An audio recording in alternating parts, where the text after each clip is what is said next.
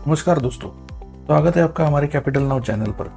आज हम बात करेंगे दुनिया के सबसे बड़ी और सबसे पावरफुल इकोनॉमी के बारे में, यूनाइटेड स्टेट्स की इकोनॉमी। अमेरिका कैसे पैसे बनाता है, कैसे दुनिया पे कंट्रोल रखता है और कैसे उनकी छोटी सी पॉलिसी चेंज पूरी दुनिया का मार्केट हिला देती है।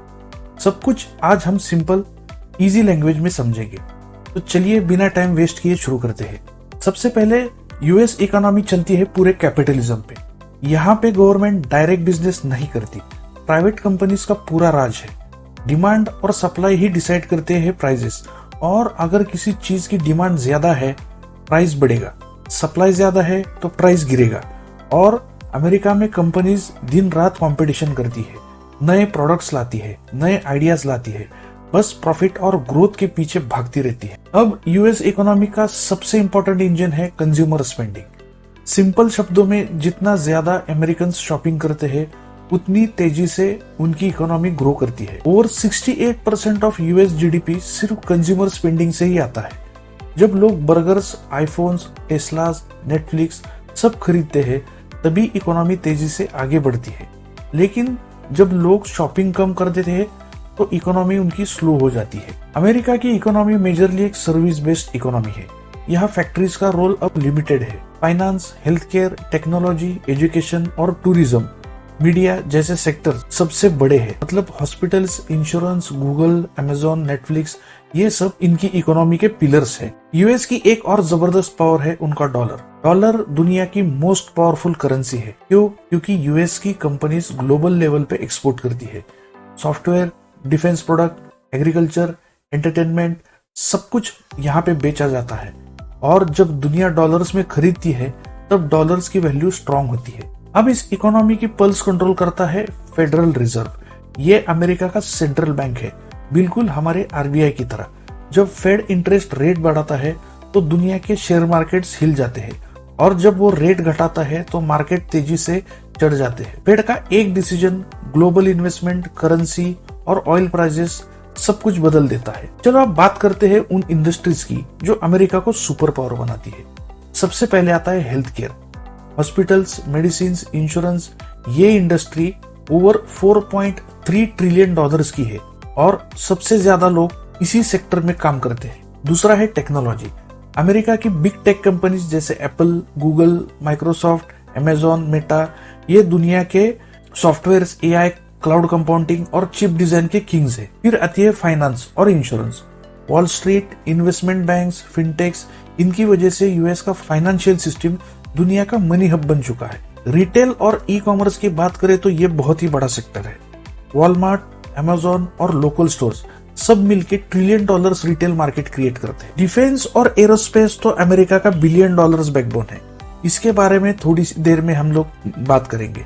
एंटरटेनमेंट और मीडिया भी अमेरिका का सॉफ्ट पावर है। हॉलीवुड, नेटफ्लिक्स, म्यूजिक इंडस्ट्री, सिर्फ पैसा ही नहीं, कल्चर भी पूरी दुनिया को यहाँ से एक्सपोर्ट होता है। और हाँ, एग्रीकल्चर भी यहाँ पे इम्पोर्टेंट है। अमेरिका दुनिया का टॉप प्रोड्यूसर है कॉर्न, सोया, व्हीट और बीफ का। उनकी फार्म्स हाईली मैकेनाइज्ड होती है। तो अमेरिका को पैसा कहाँ से आता है? तो पैसा आता है टैक्सेस से, टेक्निकल एक्सपोर्ट से, ग्लोबल इन्वेस्टमेंट से, फाइनेंशियल सर्विसेज से और मिलिट्री कॉन्ट्रैक्ट से। अब सवाल ये है, यूएस इतना रिच क्यों है?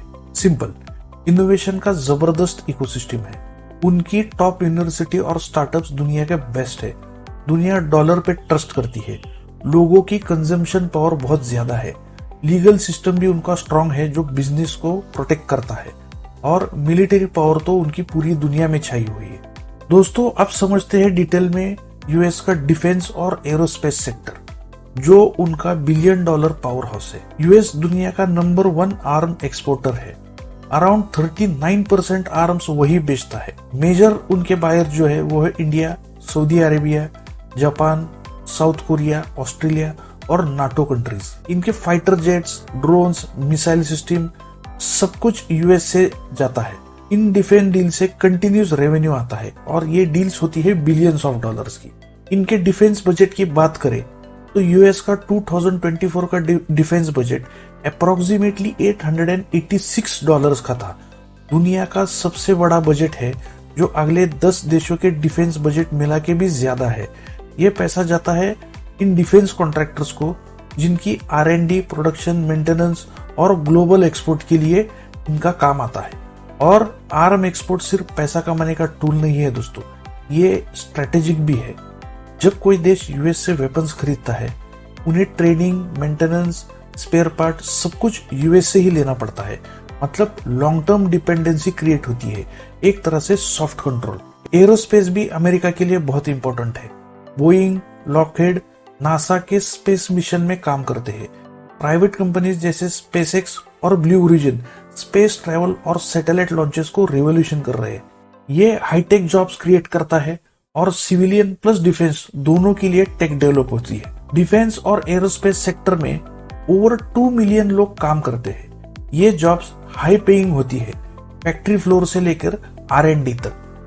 अब बात करते हैं कि यूएस इकोनॉमी इंडिया को कैसे डायरेक्टली इंपैक्ट करती है। दोस्तों, जब यूएस इंटरेस्ट रेट बढ़ाता है, फॉरेन इंस्टीट्यूशनल इन्वेस्टर्स यानी FIIs इंडिया से पैसा निकाल के यूएस में इन्वेस्ट करते हैं, क्योंकि वहां उन्हें ज्यादा सेफ और ज्यादा रिटर्न्स मिलते हैं। जब ये होता है तो सेंसेक्स और निफ्टी गिरते हैं, इंडियन स्टॉक मार्केट प्रेशर में आ जाता है। जब डॉलर स्ट्रांग होता है, रुपी वीक हो जाता है, इंपोर्ट चीजें जैसे ऑयल और इलेक्ट्रॉनिक्स महंगी हो जाती है, इन्फ्लेशन बढ़ जाता है और इंडियन कंपनीज के प्रॉफिट गिर जाते हैं। इंडियन IT कंपनीज जैसे TCS, इन्फोसिस, विप्रो, इनका मेजर रेवेन्यू यूएस से ही आता है। अगर यूएस में स्लो डाउन होता है तो इन कंपनीज के ऑर्डर कम हो जाते हैं और स्टॉक प्राइसेस भी गिरते हैं। यूएस रेट हाइक से ऑयल डिमांड कम होती है तो ऑयल प्राइसेस कभी कभी गिरते हैं। ये इंडिया के लिए गुड न्यूज होती है, क्योंकि हम 85% ऑयल इंपोर्ट करते हैं। इसका direct benefit auto, aviation, paint, FMCG sectors को मिलता है। दोस्तों, यूएस इकोनॉमी इंडियन इंडस्ट्री पे भी इम्पैक्ट करती है।